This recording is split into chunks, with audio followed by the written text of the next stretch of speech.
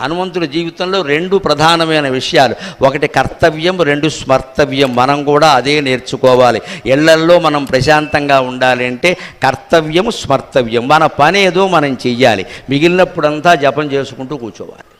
ఎక్కడో అక్కడ జపం చేసుకుంటూ కూర్చోవడం, ఇంట్లోనే ఒక మూల ప్రశాంతంగా, అన్నిట్లోనూ వేలెట్టి కెలక్కూడదు. మనకు అవసరమైన విషయాలే ఇంట్లో వాళ్ళు మాట్లాడుకుంటున్నా సరే మనకు అవసరం లేనిది మనకి ఎందుకు వచ్చింది, అలా సిద్ధపడాలి జీవితానికి. కానీ ఇలా వదిలేశారు అలా వదిలేశారు అనకూడదు. హనుమంతుడు అలాగే వదిలేసేవాడు, అంత సముద్రము దాటాడు, ఏ సన్మానము కోరుకోలే. ఈయన ఆలింగనం చేసుకున్నాడు, ఆనందించి వెళ్ళిపోయాడు. మళ్ళీ ఎప్పుడు ఏ పని చేయమంటే అప్పుడు అలాగ మనం కూడా జీవితంలో కర్తవ్యం చెప్పినప్పుడు కర్తవ్యంగానే చెయ్యాలి.